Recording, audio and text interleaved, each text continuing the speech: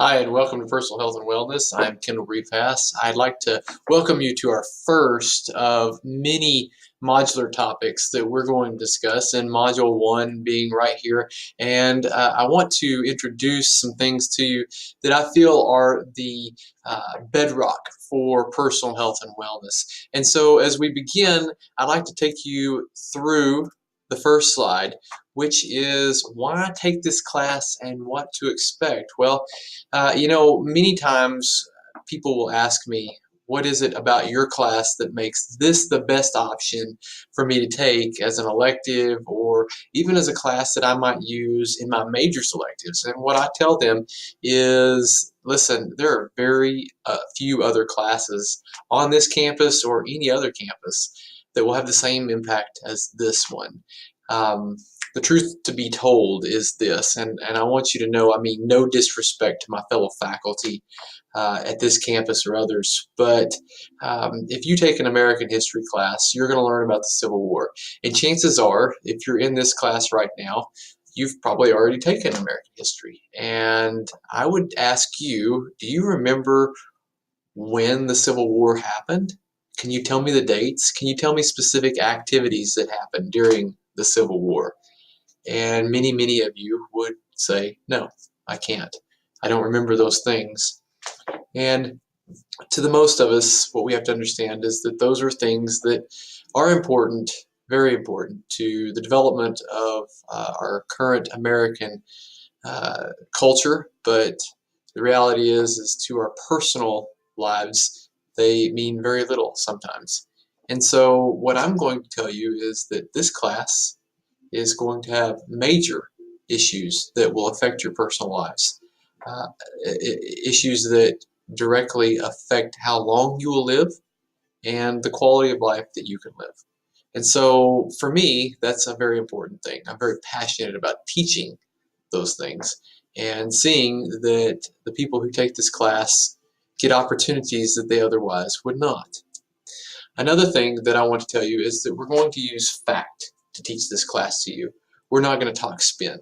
No doubt you've heard many myths out there about how you can take this supplement or use this specific diet or drink this shake or use this exercise protocol and health will come to you.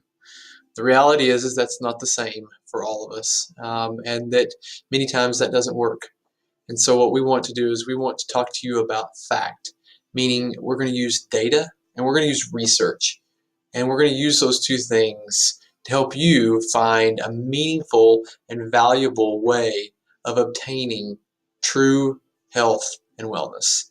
Another thing that I want to address right now is the reasons for this class.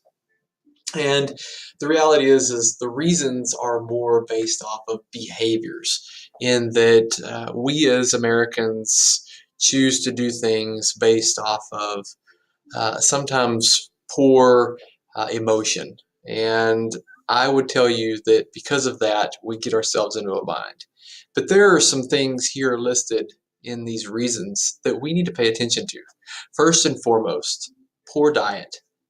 Second, lack of or no exercise. Number 3 is body composition decline. And that's kind of confusing because decline typically means decrease, but in this instance, body composition doesn't really decrease for most people, does it? It actually increases. And what are we saying there? We're talking about the relative amounts of lean muscle tissue versus fat tissue. Another thing is disease control and prevention, as well as participational behaviors, things that you do by participation. Maybe that's substance abuse, drugs, alcohol, uh, poor sexual habits. Those are all issues that we're facing right now that we can develop new behaviors in to improve our own health and wellness. And so as we go forward, what I like for you to do is keep an open mind.